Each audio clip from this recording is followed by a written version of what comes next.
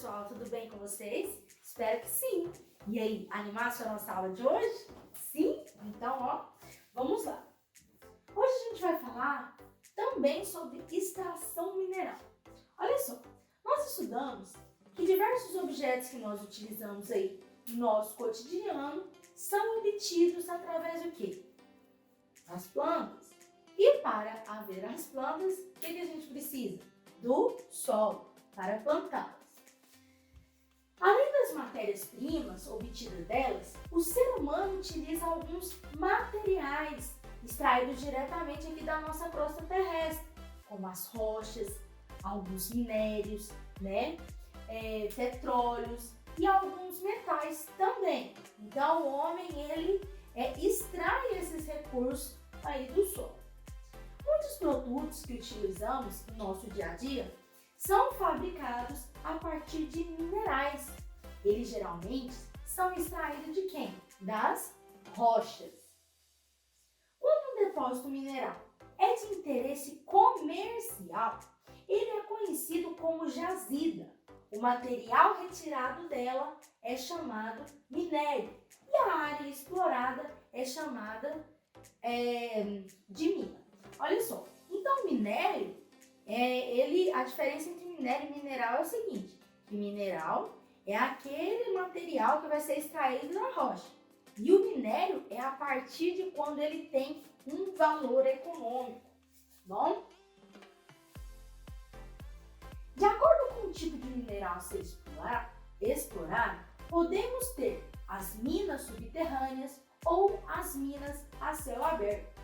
A extração do mineral do depósito pode ser feita utilizando-se várias técnicas, desde muito simples, aí com um meio de atividades manuais e ferramentas rudimentares, até aí pegando algumas tecnologias e usando até explosivos.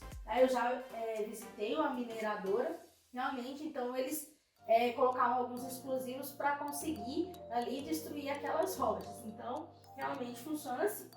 Os minerais têm sido muito explorados e extraídos dos depósitos. O que pode acontecer com isso? Olha só, levar à escassez, ou também o fim desses recursos. Então é importante que a mineração ela seja planejada, tá bom? E seja feita também de uma forma consciente. Por exemplo, o garimpo de Serra Pelada, lá no estado do Pará, tá? Esse garimpo, ele foi o maior garimpo de céu aberto do mundo, tá? A primeira pepita foi descoberta por volta aí do ano de 1979 na fazenda aí de Três Barras. Atualmente, a cidade lá é conhecida como Curionópolis, tá bom? Aí, o que acontece? Com a divulgação, que naquele local tinha muito ouro, o que aconteceu? As pessoas foram atraídas para essa região para explorar esse ouro. Naquela época, estima-se que mais ou menos 100 mil pessoas trabalhavam lá naquele local.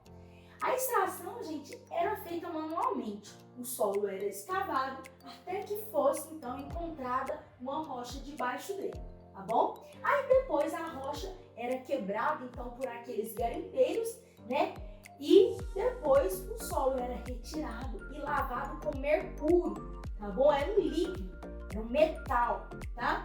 E ele, quando ele se combina com o ouro, ele separa do solo. Para separar o ouro do mercúrio, a liga era aquecida até que o mercúrio evaporasse e sobrasse apenas o ouro. Então era assim que eles faziam aí essa separação, tá? Em razão das condições de trabalho, no garimpo e do contato direto com esse mercúrio, que era um metal, diversos garimpeiros desenvolveram doenças. Que tipo de doenças? Elas afetavam o coração, os rins, os pulmões, o sistema imunológico, além de poder também dar depressão e demência. Então, além dos problemas de saúde que eram gerados nos garimpeiros, a exploração desenfreada lá no Serra Pelada causava também problemas ambientais para aquele local. O morro, olha só, o morro, que antes tinha 150 metros de altura, virou uma cratera de aproximadamente aí 200 metros de profundidade. Pensa, o tamanho aí de exploração desse local. Só que, depois que foi fechado esse garimpo, essa área, que hoje atualmente é assim, essa área ela não pode ser minerada e transformou-se em um grande lago, tá bom?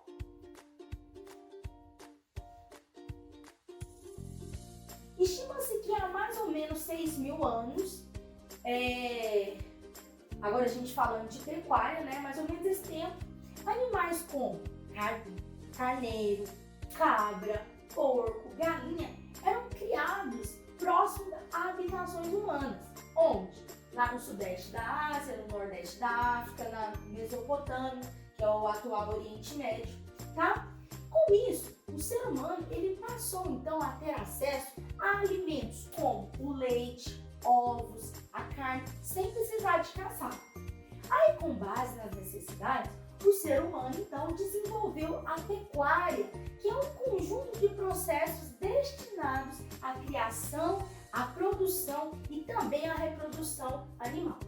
No Brasil, a pecuária é produtora de animais, como os bovinos, né, a carne de vaca, boi, os suínos, que são os porcos, as aves, os pássaros, né, os ovinos, que são os carneiros e as ovelhas, os caprinos, que são as cabras e os bodes, e os bubalinos, que são os búfalos. Então, o Brasil tem toda a variedade aí.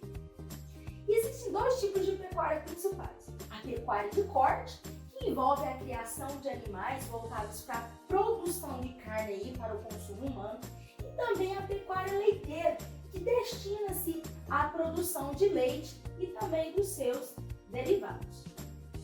A pecuária, ela pode ser intensiva e extensiva. A extensiva, ela se caracteriza por criar gado solto, alimentando na pastagem, como mostra essa imagem. Ou também ela pode ser intensiva, na qual os animais são confinados ou criados em pequenos espaços, tá? E ali eles recebem então uma alimentação específica. O ser humano, ele pode interagir com o solo de várias formas, né? Como a prática agrícola, a pecuária, a extração de minérios, mas também pode ser por meio das construções, né? E também das cidades. Algumas atividades que o ser humano faz com o solo podem comprometer a sua estrutura física, diminuir a quantidade de nutrientes e também alterar as características como a porosidade e a permeabilidade. Esse processo de degradação prejudica o desenvolvimento de quem? Dos vegetais e também a sobrevivência de outros seres vivos que dependem dele para a sobrevivência, né? Então tem essas questões. Para isso, nós chegamos então a falar da erosão. O que é erosão? É um processo causado principalmente pela chuva e pelo vento, em que as partículas do solo são arrastadas de um local para o outro, muitas vezes formando sulcos, podendo chegar a estágio de vossoroca. Olha ali o exemplo da queda, né? Então esse processo, ele acontece naturalmente de forma lenta.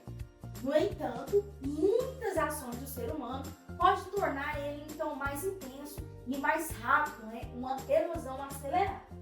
A intensificação da erosão pode provocar o quê? Perda de solo produtivo, porque se tem uma erosão, né, aquele famoso buraco, aquela cratera, a gente já vai perder aquele espaço, então a gente já não vai ter aquele espaço para poder plantar, então já é um solo produtivo. E também pode causar assoreamento nos rios. Além disso, a erosão ela pode ser pluvial, ou seja, a erosão causada pela chuva, e também pode ser eólica, que é quando o vento é o principal fator aí que causa erosão. Então pode ser também erosão eólica. Também existe a compactação do solo e também problemas relacionados à poluição do solo. O que é a compactação do solo? É entendida quando há uma diminuição na porosidade do solo. Essa compactação acontece por vários motivos. Podemos citar a utilização de máquinas agrícolas e o pisoteamento provocado pelos animais. Então, compactação do solo é quando está comprimido, está ali imprensado. Então, o solo está compactado, está diminuindo a porosidade que temos nesse solo. Tá? Nas cidades, a compactação do solo, em razão das construções, aumenta o escoamento superficial da água, podendo causar fortes enxurradas e enchentes. Então, o que acontece? O solo está todo impermeabilizado. O que acontece? A água da chuva não vai conseguir infiltrar, então vai escoar.